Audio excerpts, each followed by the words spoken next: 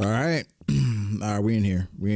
Yes, sir. I didn't get to react to the chapter today, which was, I don't know, as a chapter for a reaction, it wasn't, the most amazing chapter for a reaction, I say. But I did see your reaction title. Why did you do that to Kid? That's what I want to know. Why did you call... You said the tickling Teletubby? That's what you said? The Teletubby tickler, yeah. The Teletubby tickler. The Teletubby tickler, bro. I was like, what the hell? Said, what's wrong with him? I'm like, what is wrong with this man? Oh, man. But One Piece chapter 1040. I guess we can start off with the cover page, bro. The cover story, because we're back on it again. Yeah. What are your thoughts on the cover story so far with everything that's going on with Germa and Big Mom? Well, first, Jay, how are you? Well, this is JD Legend. How are you doing? I'm doing good. I'm doing good. I took a few fiery darts over the past couple of chapters, but I'm still standing strong. Just a few. Okay, you know what I'm saying? I'm used to this, man. I got armor. So not all the arrows hit, but some of them hit. I feel it. With the cover story, what are your thoughts? How you feel about it? With the cover story, I think it's an interesting way that Oda is using the cover story to kind of tell the story of the gap between, the Straw Hats escaping Whole Cake Island and what happened with Jinbei. I hope she actually takes this further into what happened with the fisherman as well. I'm not too mad at it. That'd be nice. I'm not too mad at it, but it's just nice to hear, right? It's I'm glad Oda's not just leaving it to our imagination, that he's actually showing. It's a breath of fresh air. Because he could have just given us after the fact, just show us Germa and Niji and Yanji aren't with them. We're like, wait, what happened? And all of a sudden, some Vivek card SBS like, oh, they got captured by Big Mom. And it's just like, I'm happy that he's showing this, but it feels really close to home almost. You know what I'm saying? Like, we got Big Mom fighting Long Kid right now, and then we get in the cover story, we're seeing what happened in Whole Cake Island. It's just like, that seems like really just close, which I don't mind at all, because we always talk about these gaps, but I'm really interested in where this is going to go. Of course, but let me ask you your theory. How do you think this is resolved? With Yanji and Niji being captured, who fixes this? So it's possible that either Pudding throws her hat in the ring and helps them escape. Yeah. And this is something I don't hope happens, but it's possible. Katakuri could do something. It's possible. With what happened with Luffy and the whole rhetoric of, are you gonna come back and defeat Big Mom? It kind of leaves things a little open ended. Maybe Brule, because Brule's got the mirror world, so she can go in and out of places. It would be an odd direction to go, because we would probably need a little more foreshadowing for that to happen. But it's just the possibility of either Pudding or Cat or Brule being the ones that kind of free them. I think I'm leaning towards Pudding because of how she feels about Sanji. She knows these are his siblings. Yeah. So she might feel like, all right, I got to save Sanji's brothers, on some obsessive shit. So she may go out of her way to do that. I'm really feeling it. I really hope we get a glimpse of Cat. I'm not gonna lie to you. That Oda shows us what's going on with Cat, Cracker. Bro, I went and looked at the roster that Big Mom brought with her. She got some niggas with her. She do. And Wano. And I'm just like, bro, why they haven't done shit. I didn't even think about that until you just mentioned the Big Mom pirates are supposed to be here. Where are they? What's happening? I'm like, dog, when you look at the Big Mom pirates that are in Wano, it's like she got a good, nice stack of people with her.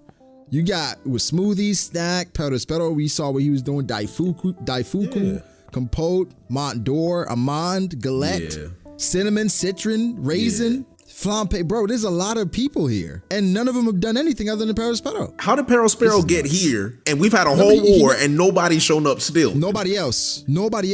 They said anybody can skywalk, but nobody has decided to skywalk. Nobody's decided to skywalk anywhere. They just stayed on the ship. Oh my God, a bunch of bums, bro. I didn't even remember the skywalk. Yo.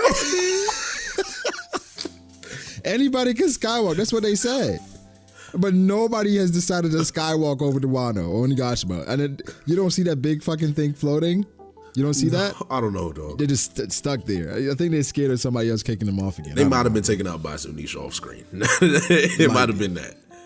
Might be, bro. This chapter, Kid-in-law still fighting Big Mom in the middle of Onigashima, and Kid sends out his attack, his damned punk, and Big Mom survived the damned punk. To quote the people around the area, they said she wasn't blown away. It's not enough to put her down. Disrespectful. You gotta be kidding me. She's taking it. And then Big Mom goes on to say, I'll let you choose your fate when this attack is done tickling me. Yeah.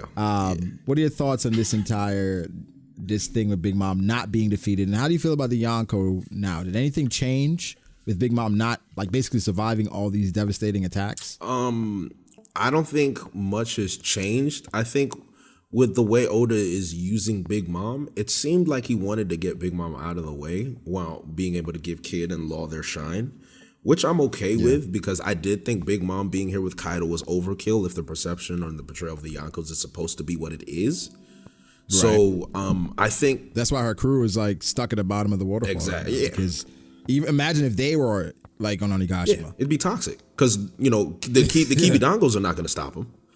So like, how do you stop Smoothie? Who do you gonna have? Who's gonna fight Smoothie? Because you gonna have Chopper and Usopp fight Smoothie? How does that? And Daifuku and Compote. It's a lot of heavy hitters there that you kind of had to like park, which is like it's kind of like, all right, why bring them in the first place? You know what I'm saying? Maybe he could have a plan for them. Maybe somebody else shows up and they have to fight them, like maybe Shanks' crew or some shit. And then, you know what I'm saying? Yeah. But at that point, it's like, why have them in the arc if they're not gonna be here? You know, but go ahead what you saying. Yeah, so I mean, I'm with you on that point, because if that's the case, we know the Yonko crews are supposed to be feared. It's supposed to be the admirals, the Shichibukai, which are now disbanded, and the Yonko. And the Yonko themselves, we've seen what Kaido does. Kaido is a devastating power. All the supernovas all fought Kaido together. He still overwhelmed them. And I think what Big Mom used, or what Oda used Big Mom for, was to show us awakening and how it can be used with our main protagonists like Law and Kid, and how effective awakening is. And I think Law's awakening was extremely effective for the fact that Big Mom is an iron balloon. So the way to pass her defenses without advanced Conqueror's Haki, which Luffy's using on Kaido, is through the awakening. And that's what allowed them to actually hurt Big Mom. Now, whether advanced Conqueror's Haki is going to be the component that actually only allows you to defeat a Yonko, we still need to see. But my perception of Big Mom has not changed, just because Oda uses Big Mom in these ways all the time. And if Big Mom is not out, which I perceive not to be, I mean, you got the explosions and, the second damned punk ultimately pushing Big Mom down into the bombs. It's like, okay, they won the battle, but they didn't win the war with Big Mom. And that's just how I see it. Like, Big Mom is still, she'll probably be out for like, 10 minutes, and then she'll probably get back up. She's mad. And then she'll probably see the Shanton come out of nowhere, and she'll hop on the ship and say, "Oh, I'll get you next time, Straw Hats." I feel like that's going to happen. That's what I'm saying. Yeah, she'd probably meet him in Elbaf or something like that. I guess for the Yonko, in regards to perception, I'll say that this doesn't really change much for me. You know what I'm saying? It's like Big Mom, even with her being quote unquote defeated, it's just like they just pushed her off the stage. Yeah, shit. You know what I'm saying? It's not like a dominating thing or, the Yonko, they're weak. I just think maybe a bit, I look at Law and Kid, I'm like, when the fuck did they get this strong? Yeah. Or, I don't know, it's so circumstantial. You know what I'm saying? With Law, and first off, this power he pulled out of nowhere. The R room, people are calling it the Rocinante room now. That's like Rocinante's devil fruit that he can do casually. Literally. I don't know how he does it. Well, I can see how he can do it. I can see it. Oh my God. I know. Listen, I can see it. All right, I can see it, right? So I mean, I can see it too, because he can control anything within his room. I guess even the sound, right? Yeah, because sounds is vibrations, the molecules. If the molecules can't escape the room itself, bro, it's kind of like, okay, you're just keeping sound enclosed within that area. I mean, I'm sure there's some scientific explanation that Oda can pull out, centered around that is nuts. That is nuts, bro. That is nuts. But I guess for Kid's attack, with that, do you think it did any damage? So I was hoping you'd ask this question, because this is my biggest problem with Kid, and I guess this is the platform I can finally, talk about this calmly without, slandering and people think I have no basis around it. This is something I've mentioned. So if you see what Law's doing, and you see what Luffy does, you see what Zoro did with Kaido, you can see the impact of their attacks. And if you don't, even if it doesn't seem like they do anything, Oda kind of gives you an insight into what's happening. right? Like when Luffy used Red Rock, Kaido was like, oh man, that actually hurt? Like, wow. And, you know, Zoro, he cuts Kaido and Kaido's like, oh wow, this is actually gonna scar. You know, I always told people don't believe Kaido's reactions because he screams for everything. So like if Kaido's actually saying I got scarred, I'm like, all right, this is some serious damage. Like Kaido said this hurts. Like, okay, this makes sense, right? Yeah. Even with the scabbards, when they use Odin's move and they kind of cut him, Kaido was like, oh, this wound is too shallow. But he was screaming earlier. He was screaming at the top of his lungs, and he said, this wound really didn't mean anything. Almost like, this is why Kaido just be lying to everybody. So I'm like, don't. Like, how do you make it seem like it was like, damn, they definitely messing him up like Odin would. He's like, nah. He said, nah. And then the anime made it seem like they knocked him out. He was out for like, what, a solid minute? He was out for a minute. And then he just got back up and started talking crazy. He just got back up like, oh, come on. Like, you're not even, all of you combined is not even Odin. Like, I'm like, wait, what? Why was that reaction? That's why I said, I called him. He's just James Harden. He's just flopping. That's it. All he does is just flop. You know, he'll roll around a little bit like LeBron, hold his ankle, and then he'll get back up like nothing happened. Yo, kind of be James Harden is hilarious. Especially after. Nah, but that is wild. So you say kid is Ben Simmons? He can't shoot? So it's not that. It's not that. All defense? He's definitely, I would say he's got strong defense for sure. I would say this, I think Oda is just not showing us the same expose that he did with Law, Zoro, and Luffy that he's doing with kids. Because kids attacks, you know, the choke slamming, the wrestling moves, you know, the rail gun, the bull, like they look like they're doing damage. So we assume. But Oda doesn't ever show us the insight of what Kid is actually doing. You know, with the rail gun, it looks good. It's pushing Big Mom back. And then Oda writes the dialogue of everyone around him. It's not doing anything. Big Mom like, this tickles. I'm like, this isn't respectful to Kid. It's disrespectful. It's not fair. So what I wanted from Oda is to show the insight. If the rail gun is hurting Big Mom, show him charring her skin, or show some burn, or like even puncturing a hole. Show some exposition of Kid doing damage so everyone can be like, oh wow, look at Kid doing damage. Kid's doing work. And go ahead. It's crazy because I got caught up in something like that recently where I'm like, how I end up defending Kid, where in the last chapter it was like, I'm like, wait, did Kid break her arm or was it Law? And we didn't even know. We couldn't tell. Right? Because it's like, we know Law broke her ribs for sure, but then Law's sword went through her arm, but it also went through like her throat, but then her jaw wasn't broken. Yes. But then her arm was. But then if you look at the end of the chapter, I think it's 1038, you see Big Mom's arm is extended. So like, was she trying to block it, or is it because she's being thrown back? So then it's like, there's never any credit to Kid. It's all just, man, Law is dangerous. I gotta watch out for that attack. And for Kid, it's just like, it tickles. Even though she's capping on that one, I don't think it was tickling at all. I think it was actually hurting her. But it's just, I wonder for Kid if, like with him being the physical fighter that he is, are we underwhelmed because he's basically Luffy pre-time skip? I'm pretty sure that's the case, because Luffy, when he was fighting, I'm trying to think of an example. Like, for example, when he's fighting Crocodile, right? And he's punching Crocodile and everything like that. Crocodile always came back and put Luffy in a body bag until the very end, where, you know, his punches finally started to reach him because of the blood. And I think with Kid, when you're a physical fighter and you do blunt force damage, there has to be evidence of it, or you have to be like, maybe Big Mom is a little woozy after Kid slammed her to the ground and she's a little dazed. Like, okay, that's doing something, you know? And it's also, now that we're in the new world, hockey's a thing. And you see with Sanji and Luffy, these physical fighters, you see them put hockey on their fists when they're fighting. Oda doesn't put hockey on Kid's metal. So if I promise you, the whole perception of Kid's attacks would change if he literally just put hockey on it. We don't even know. Even Law put hockey. Did Law put hockey on those rocks? Was that confirmed? Hey, I mean, the hockey rocks. That's my agenda. The streets, I don't know if they agree. But it's weird because I'm just like, for Kid, he has conquered hockey. Exactly. There's been, other than the anime, which I'm not sure if we want to use that, because even the fodder didn't fall. Yeah. The fodder was like, what are you doing? What is that? I felt something. Right? And it's like, what is the purpose of saying he has conquers Haki if nothing he's done is going to be conquers Haki related? Is it just a personality thing? Are you trying to prop him up as well? But then I think about it, I'm like, is Oda just trying to show that it's advanced conquers Haki is not the end all be all? With where, like, if you have a Hax Devil Fruit, you can take down one of these monsters, right? But it's just like, yeah, but you can have a Hax Devil Fruit and have advanced conquers Haki. And for Kid, like, I know a lot of ideas were thrown around last chapter where it's like, okay, Law says he was done. Big Mom probably isn't done. Kid is gonna have to He's gonna have to carry the rest of the fight. Yeah. Nope. Law comes and uses again. Uses a new ability, bro. And he said he was done. New ability. You know, and how do you feel about that though? With them saying we're done, we're not sure, and now they've gone on to like release several attacks since then. Does that bother you? It bothers me just because I'd rather you just not say they're done and rather just say, oh, I'm almost out of energy. Don't say you're done, but I'm like, I'm almost at my end.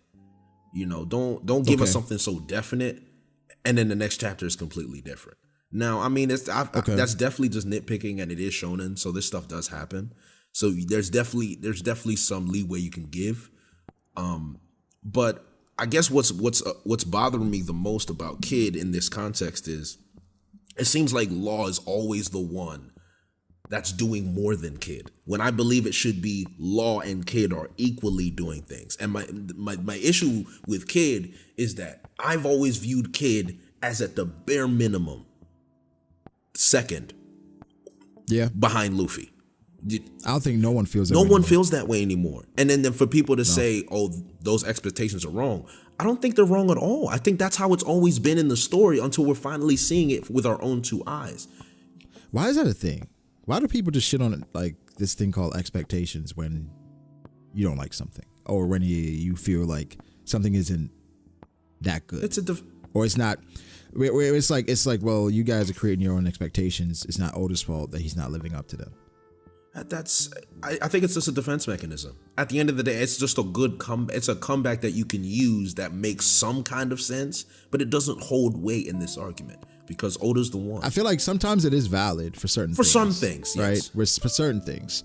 Where it's like maybe something in the story isn't going your way, but I feel like for certain characters, you know, Kid was one of those guys. He was one of those guys that we felt like, you know, was going to be one of the leaders of the new school. And to be fair, he has been doing stuff. Yes. It's just that in comparison to Law, it just doesn't feel as effective. It doesn't feel as effective. It doesn't feel that way. And I think like it feels, Law's presence actually might even be hampering Kid in this fight too. A part of it as well is Oda hasn't given any exposition to Kid outside of Wano. For the most part, right? Yeah. Like, we saw a Kid for the most part, I guess, when we were about to transition into the time skip. We saw him at that point. And I believe we saw him for a bit after the time skip, I think. I don't remember like much of Kid at all. But then we heard things about him. We didn't see these things. We didn't see what happened on Whole Cake Island. We didn't see what happened with Shanks. We didn't even see what the hell happened after he left Udon. We didn't even see what happened with him versus Kaido. Nothing, right? So it's like a lot of Kid, you know, I was hoping for Kid to be not necessarily matching Luffy, but understanding their different routes, right? Where like Luffy, he went, he trained, he came back, he's super strong. For Kid, he went in a new world, he got fucked up, but he's growing in different ways. So I was expected his Devil Fruit mastery to be somewhat beyond Luffy's because that's all he had to depend on. Exactly. Yeah. You know? So... And I want to downplay just how impressive I think it is for him to create the railgun. I think that was really good.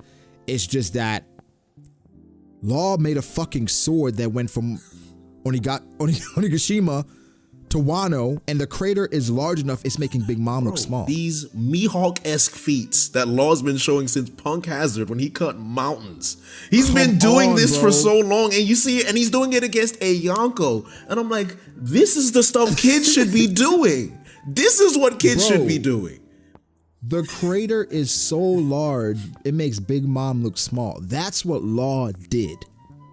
And so it's not that Kid is not impressive. It's just like, look at Law. Yes. That's the thing. And I think a lot of people are seeing it that way. Like, Kid is doing stuff. People say, don't act like Kid's not doing anything. We know he's not doing any. We know he's doing something. He's definitely doing good stuff. The problem is, and this is where the expectations come in, and this is why people use that as an example. It's that the heights that we put Kid at and the way Oda has portrayed Kid to be. I mean, this is a guy where his supernova, Apu, Hawkins, all of them, they all gave up. They gave in to Kaido. Kid did not give in to Kaido and fought him. Nope. To me, and Kaido kept him alive and said, yo, I'm going to subjugate him. Kaido was impressed enough with Kid to keep him there. Yeah. So Kid has this level of cachet where he should be able to do the things that Luffy and Law are doing. Doesn't mean he has to be as strong as those two. But we should be seeing the feats that Kid is doing and saying, wow. We should be saying wow when we see Husta's Kid. And not a lot of us are saying wow. We're saying that's kind of cool. Yeah, cool. But that's not. But to me, that's not. You saw King of Lightning's clip. You saw King of Lightning's clip after Damn Punk. I didn't see it. He's like,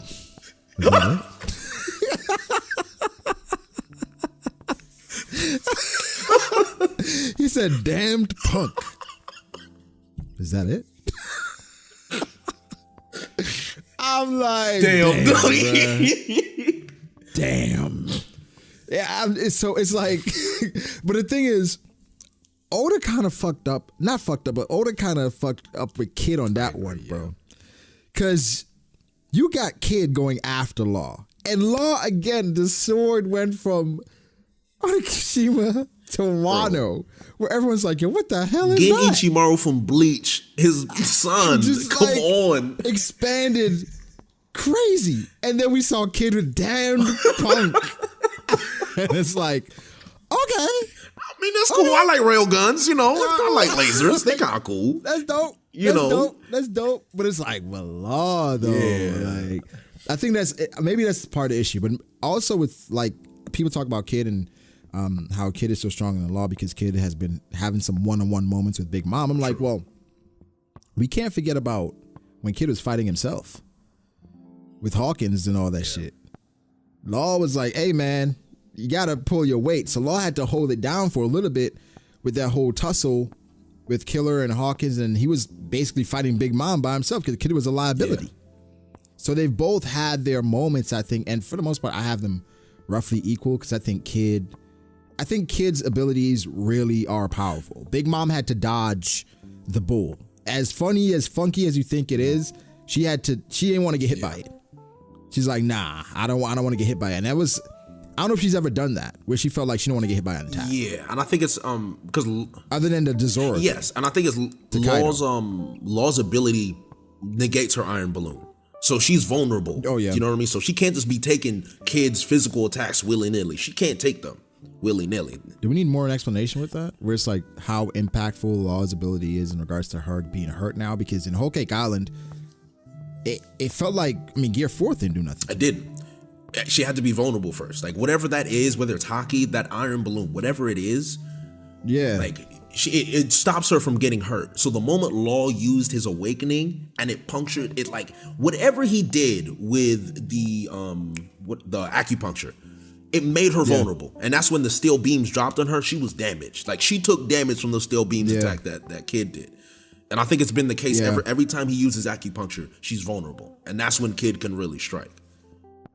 I think that's the thing sometimes when, like, now you got to try to make it make sense a little bit. It's like, it probably got to be, you know, this Law's attack or Law's techniques that's wearing her down, so this iron balloon thing doesn't matter anymore. You know? And it's just like a small tidbit talking about just the impact that Law is having on Big Mom.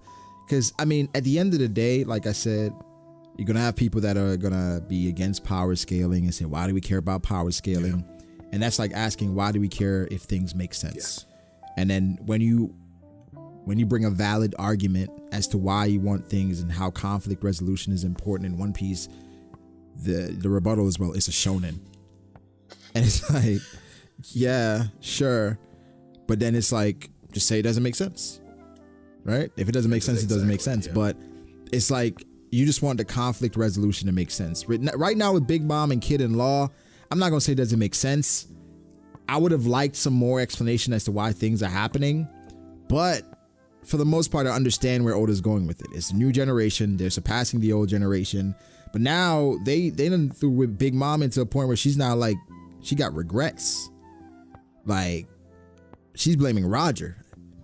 Like, Roger, what the fuck? What did you do, bruh? Like, who are these niggas? I'm like, that's weird. That's weird as hell. I'm like, Big Mom, what are you talking about? That was weird. I'm like, why is Big Mom having a monologue as she's falling down about Roger, of all people? Like, it was cool, but I'm like, what? That's so cool. Random.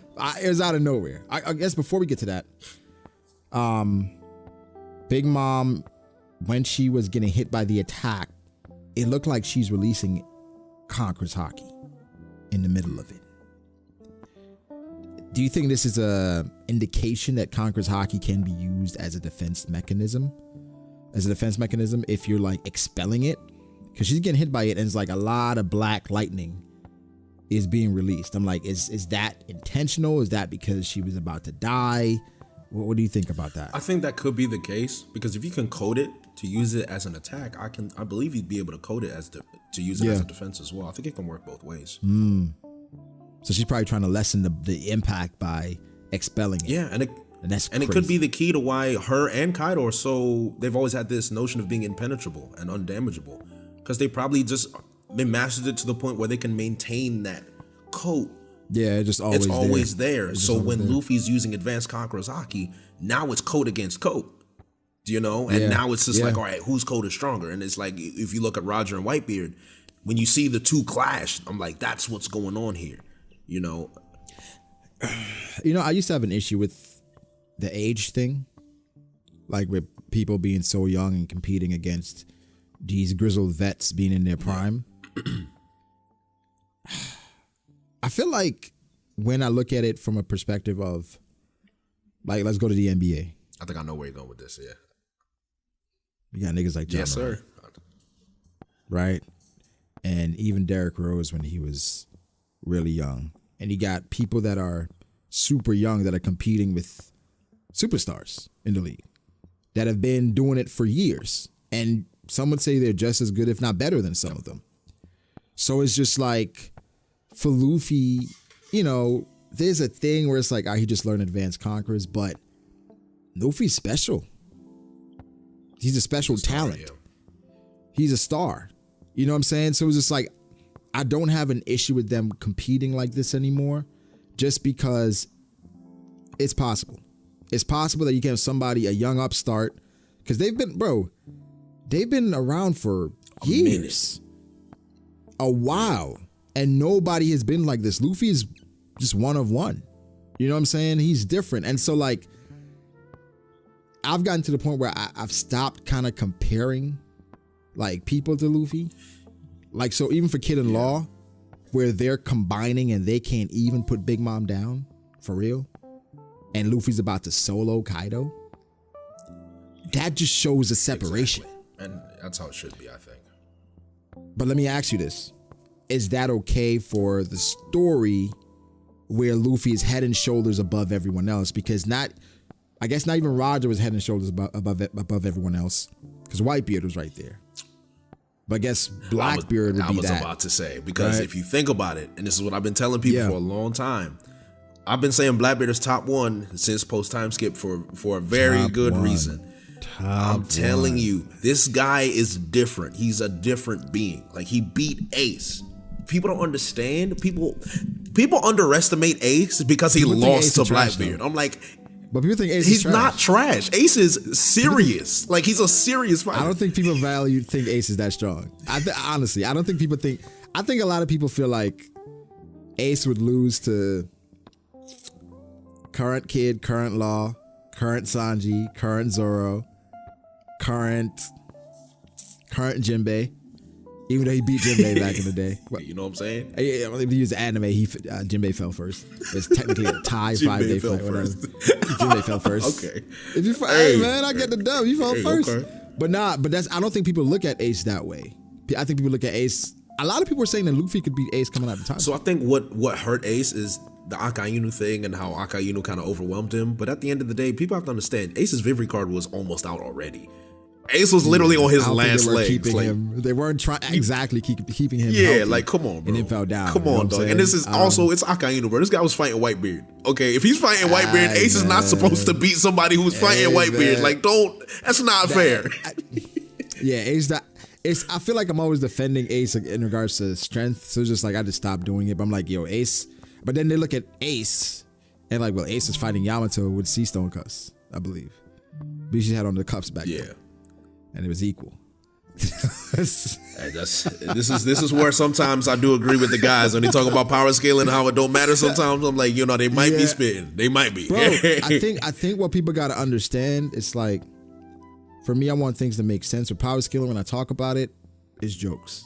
It really is jokes at the end of the day. It's jokes for me because it's like, you can look at some things it's like, hey man, I don't know. I don't think that makes sense, but it is what it is. I move on. And I can't get hung up on it, but certain things we just gotta, we just point it out. Like, that's not cohesive. You know what I'm saying? But it is what it is. I do think post Wano is gonna be a clear gap between Luffy, Law, and Luffy, Kid, and Law. Right? In regards to the Supernova, it's like, or let's say the worst generation is Blackbeard, Luffy, a gap. I go back and forth between Law, Zoro, and Kid. Yes. I think just off the strength, I give Zoro the edge just because he's a part of that main group. And so it's like, it's tough between him and Law for me at this point. It's tough. Where if Luffy's 100, if I have to give both of them a rating, I say both of them 95s. And Kid, I probably give him a 95 as well. You give him that just based on the fact that he's supposed to be there. He's supposed to be there, but also like his attacks and the damage that they're doing. Because even in this chapter, right, with Big Mom and everything she's saying about it tickling her and her pulling out Soul Pocus, I feel like that was a last ditch effort. Because she was being affected so much. Where she was trying to scare them. And they called her bluff, like, nah, fuck all that. Nope. We don't believe that shit. And even Kill was like, you think the last gasp of the old windbag scared me? And Law was like, nah, we ain't doing that. So I think they realized, like, nah, you feeling this damn punk. You just acting like you're not. You putting on a defiant So face. it's you know what I'm saying? It's like and the thing is, for Big Mom, her power is how it works. If you're scared of her, you fucked. So if you use your strongest attack and it don't work, all of a sudden you're like, shit, nigga. It's almost like with Hisoka and Castro. Yeah. You know what I'm saying? After you realize that Castro was like, oh man, he been sandbagging the whole time. Oh man.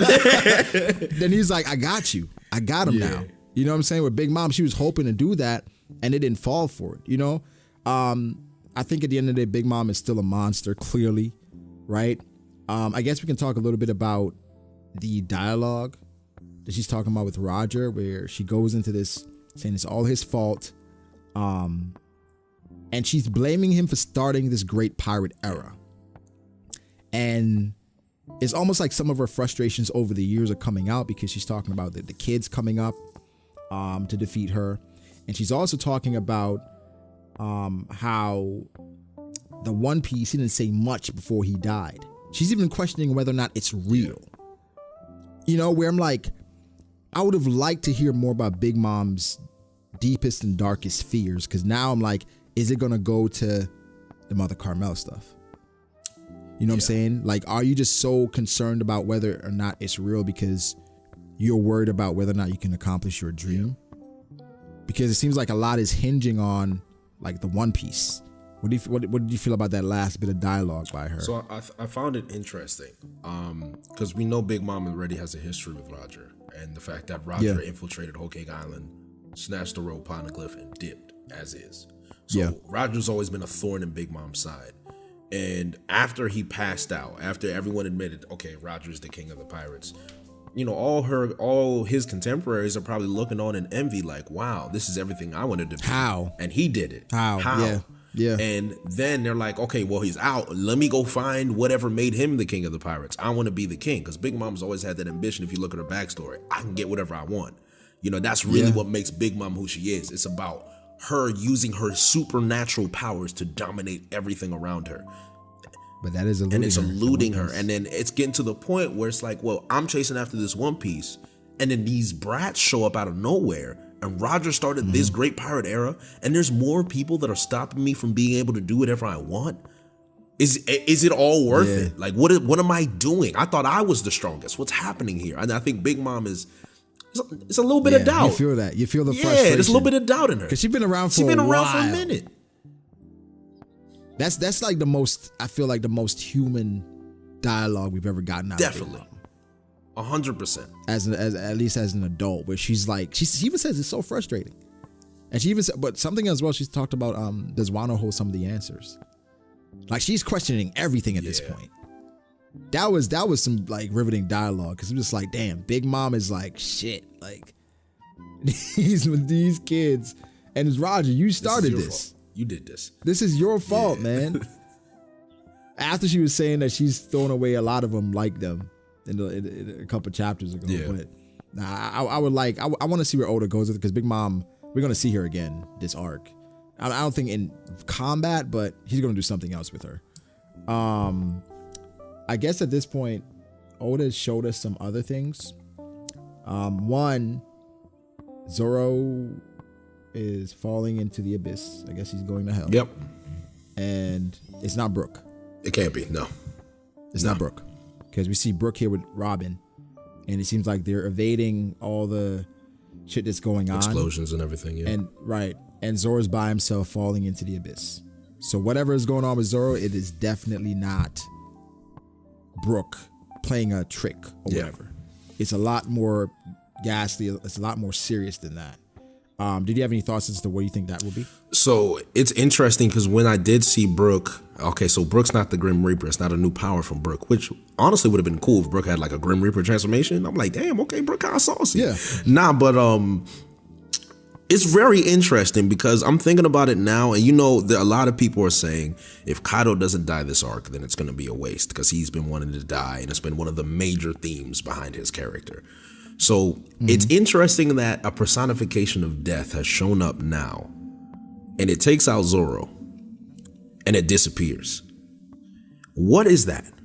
What could it be? Who could that be? Because that could be a mystery. What if that's the lurking legend? Obviously, I'm pretty sure that was answered. All right, I'm so mad that I brought that back up, but you know, it's a thought that came to my mind. But what if? Yo, don't give him. Don't do it. Don't do it. I know. Zoro's fighting against. He's fighting against the lurking legend, and he survived. But what if that Grim Reaper is the thing that actually kills Kaido? And for whoever it is or whatever it is, the personification of death being the one thing that would actually kill Kaido would be a very interesting, depending on how Oda writes it and executes it, of course. But if that's the thing that will kill Kaido, there's definitely some symbolism behind that.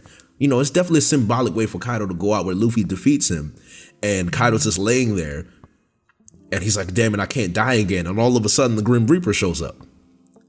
You know? But I feel like it's just like the Grim Reaper thing is so weird, because do you think it's connected to Enma in some way? Do you think that's Enma personified? Well, Enma stands for the King of the Underworld. Yeah. So it's possible. Because I don't think, because right now what we see is Zoro just unconscious falling. But I think right now he's probably still fighting this Grim Reaper. This. I think it's a hallucination. It's a mental thing. Yes. Oh, because he's on death's door, so he has to beat the Grim Reaper in order to survive, and it's all in his head. That'd be interesting. That would actually be a very interesting route to go, especially. And then he's going to learn Enma's true name. Enma's true name. What do you mean by that? Stop. I knew it. I knew you was going to go there. I was like, his true Bankai, bro? It's actually, what, Zenma? Zenma, bro. No, but I think I'm interested where Oda's going here, because I don't know. I wonder if I was just super casual reading One Piece, if I would be that, like, damn, Zoro's about to die. Yeah. Because there's no one around. He's bleeding profusely, and he's falling by himself. I don't know.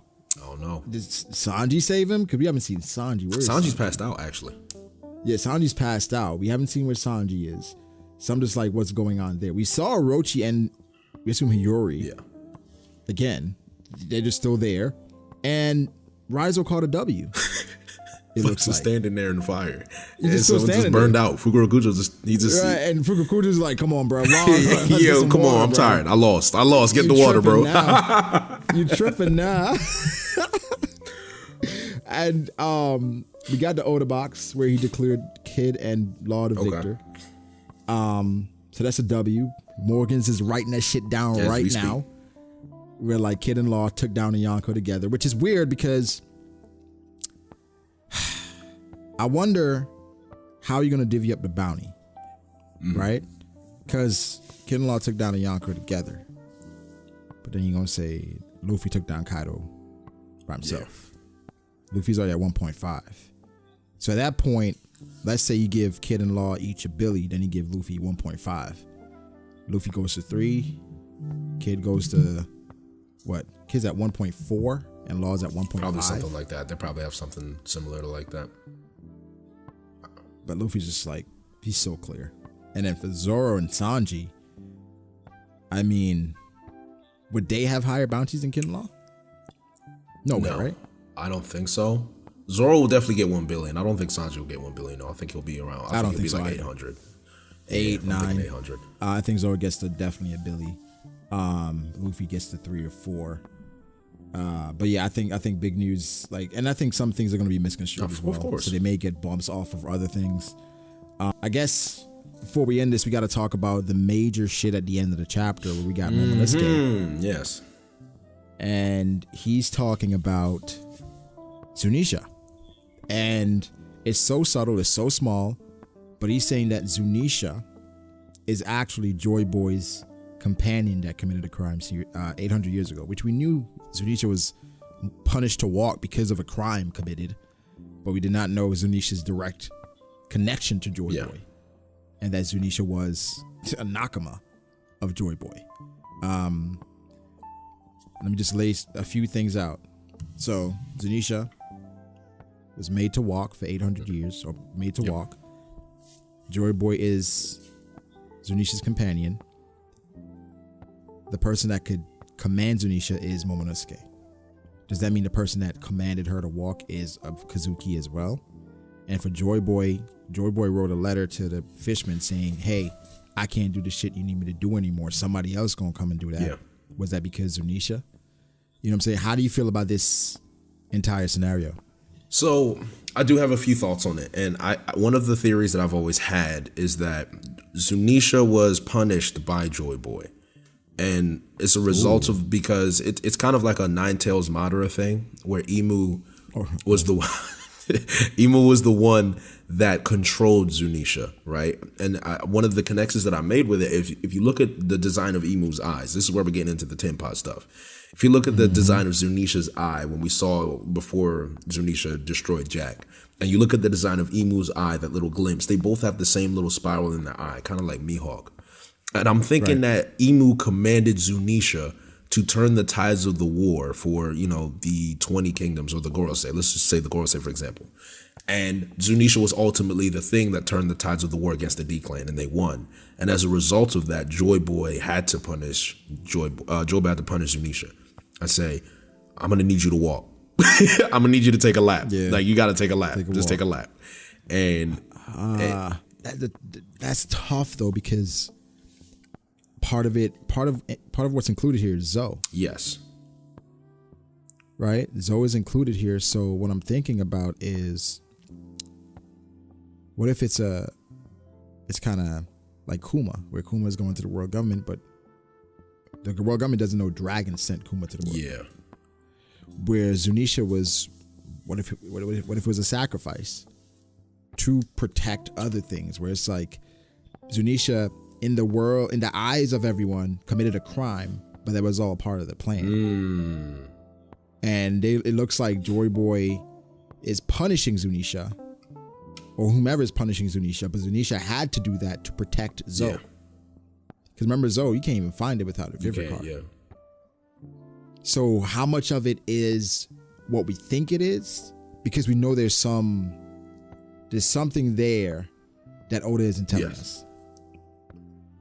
What do you think about it? It's not. You're right. It's not as simple as just Zunesha committed a crime and he was punished. There's definitely a deeper story behind it, and I think it's interesting that you mentioned another Kazuki has to command Zunesha, because we know about the strong bond between the Minks and the Kazuki, which means the Minks had to be involved in the war with the D clan. The Kazuki were a part of it as well. Something went wrong. Something went wrong with Joy Boy. Yeah. Something went terribly. Because he couldn't even go and do what he wanted. He had to do. I think Imu is that one thing that went wrong. Whatever Imu is, I'm not going to go into the theories about who Imu is. Imu is the thing that went wrong. They didn't. I think Imu got to be a former Nakama. Possibly. It has to be. There has to be a connection. Because if Joy Boy, say Joy Boy, I'm about to say Joy Boy is Joy Boy. Because with Joy Boy, I'm assuming he had the voice of all things. The plan was to use Poseidon, whomever was commanding Zunesha, and somebody else with the other ancient weapon, right? The person that could have been the who betrayed Joy Boy is Imu, who is a person that can control Zunesha. That's what I believe. Probably could have been a Kozuki. Ooh. Who they still have Joy Boy's hat. Who knows of what was stated in Fishman Island, the letter saying that somebody else will come and fulfill your will, right? So at this point, the cleansing is wiping everybody out, so nobody else can accomplish what Joy Boy set out to accomplish. You know what I'm saying? So it's just like, I feel like Joy Boy and everything he set out to do had probably a group of people with him, and I think somebody betrayed him. And I feel like the person probably was Imu. And Joy Boy had to maneuver in some way to basically set things in motion for somebody else to come along and find whatever they need to find to make things right. And that's why he apologized, because the plan had to change. And I think Zunesha could be an actual sacrifice, where it's like, it looks like to them this person was punished and they're forced to walk, but all in actuality it's part of the plan to protect something else. I think Zunesha, the goal was always Wano. I think Toki could be involved with Joy Boy's crew as well. That could make a lot of sense. Because remember Toki, she was like, it was something that alluded to her running away from her duties, but then she ended up in Wano. She's like, this is where I need to be. And this is where I need to be. When Oden was about to die, Toki was eerily calm. Calm. She was like, oh, this is how it's supposed to be. And I think Oden knew it too. Oden was like, I'm supposed to die. It is what it is. I'm cool with it. Like I said, it's going to make sense once it's revealed, but you are the moon unaware of the dawn is still like, that's still something we still haven't figured out exactly what it means. Like, you are the moon unaware of the dawn. Like, it's like, I feel like it's right in front of us, but it's like we just don't know enough for it to make sense yet. And Kaido's another factor. Oh, you couldn't be Joy Boy either. I'm going to be Joy Boy. Kaido like, I want to change the world. Well, like, Kaido, what are you looking for? How does one become Joy Boy? You're depressed because you probably couldn't be Joy Boy and you figure something out. And I'm just like, well, okay, what is this component? What is that one thing that will say that's Joy Boy? Because it's not finding all the road poneglyphs. I don't think so. No, it's not that. It's not being the strongest. It's not being the strongest either, because Kaido's folded everybody there is.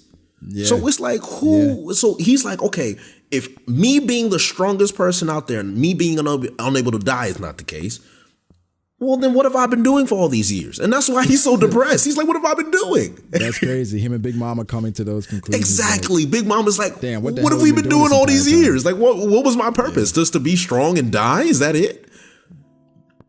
Damn, that's like, it kind of makes you feel like everything is unfulfilling. Like, what, if you're at this point, like, what can you find to fulfill? Yeah. You know, it's almost sad. You know, these people are fighting for something. They don't even know what they're fighting for. They don't have, like, of course, Big Mom, she wants to make everyone in the same size, but is that even her dream? Like, that even what she wants? How much of that is being manipulated by the fact that she ate Mother Carmel? You know, it's just like, it's a weird, sad thing between all these Yonko. And it's just like, I feel like once Luffy basically becomes Joy Boy, we find out more about it, it's all going to make sense. But I'm interested in, like, their answer, right? Where, like, what does Kaido do once it's clear and apparent that Luffy is Joy Boy. Does he turn his back or turn his eye and like, all right, this is gonna help King because he's gonna get to avenge his people. And he's like, this is somebody that this person is greater than anything I could hope to become. I respect it. Because he was already putting Luffy on the level of saying, hey, how high is his ceiling? Which, again, I don't think it's just about strength. It's about, I think, his ambition and just, where he could be. Because the fact that he said you weren't Joy Boy either meant at some point you started thinking he could be. At some point you were like, hold up. This kid, he just might. He might be the one. You know what I'm saying? He might be the one. So I would say one thing that is interesting is I'm trying to think about the timelines here.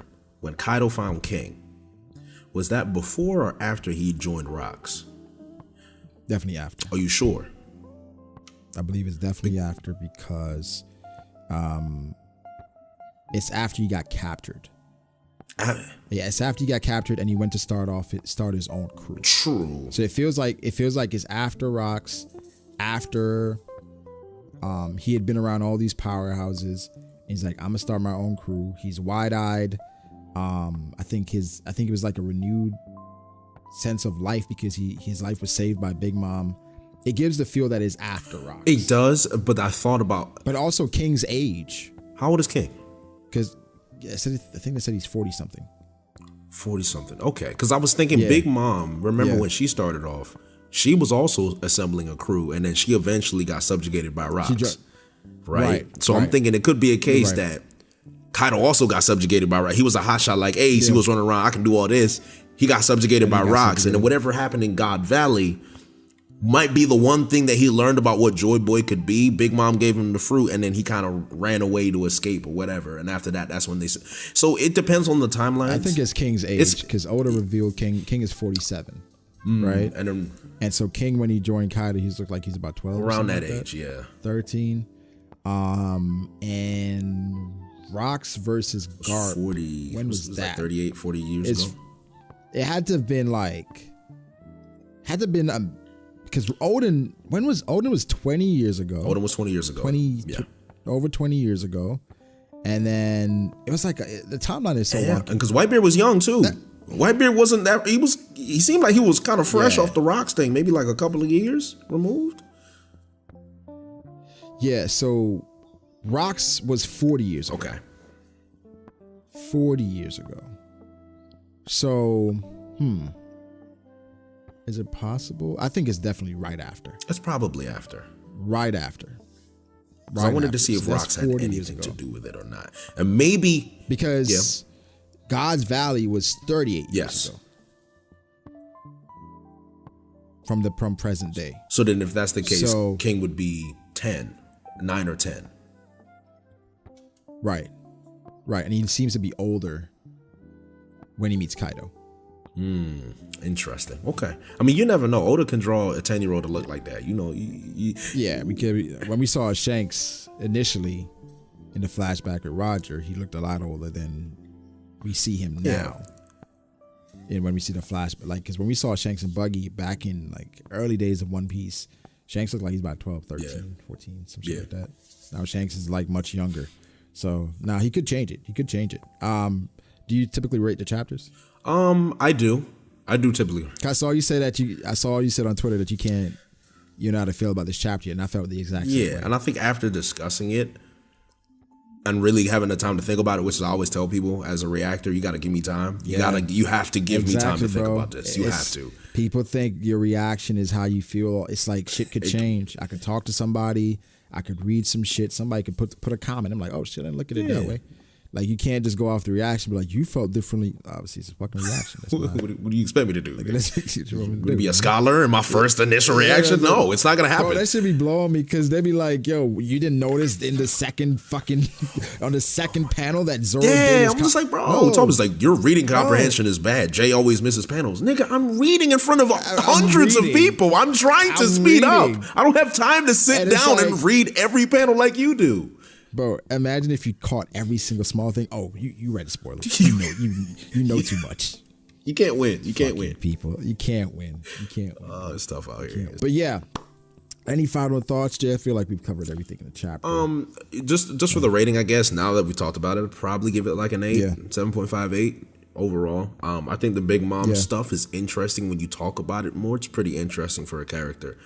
I guess again, and I'll just reiterate it. Just my issue with Kid, for people who really always wanted to know my genuine thoughts on it, is I just don't like how Kid has been portrayed to be at the same level as his peers, but it's not being portrayed when the time is come for him, for the portrayal to be cashed in on. I just don't feel like it's being cashed in on.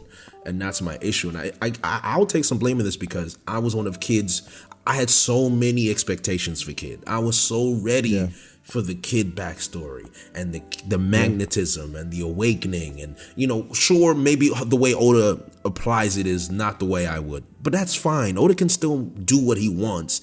And as long as the messages get across, as long as the damage is being done, that's fine. I don't have to like it, but I want to see the effects. And I just haven't seen the effects that I was hoping to see. And that's really all it is. So, you know, Kid, you know, I'm kind of out on Kid right now, but Law has really gone up in my mind. Like Law is a special character. I think he's another star. You know, if LeBron was, if Luffy was LeBron in his generation, I think Law is like D Wade. That's how I would describe it. That's how I would describe it. And Kid is definitely 1,000% Carmelo Anthony. He's definitely mellow. He's definitely 100% mellow right now. That's crazy. He's definitely mellow now, for real. It's crazy, bro. Oh man, who's Bosch? I guess is that Killer? Nah, I was thinking who would be on the Nuggets. I was thinking Chauncey Billups, but he might be a little old for that. Chauncey Billups. That's wild. Maybe Killer Chauncey Billups, but hey, Mr. Big Shot. What you mean? Look what he did on the rooftop, Mr. Big Shot. Hey, that's not too bad. That's not too bad. I'm not mad at that. Chauncey Billups. Oh my God. All right. I'm here for it. Jay, man, I appreciate you joining me, bro. Of course, man. It's a good time as always. Guys, you can find JD Legend on YouTube, on Twitter. Or Jay, you can tell the people where they can find you. Yeah, you can find me on, JD Legend on YouTube, obviously. JD Legend on Twitch. JD Legend on Twitter. And, for, the new reaction channel, it's just JD. So if you want to see me react to other stuff, throw your recommendations out there. And, I'll be there. And that's it for me. All the links will be below. Go check out Jay. Always riveting content. Again, what was it? What was Kid called? The Teletubby. The Teletubby Tickler. The Teletubby Tickler. Yeah, y'all, make sure to like the video, subscribe, go check Jay out, and we'll catch y'all on the next one. Take care. Peace.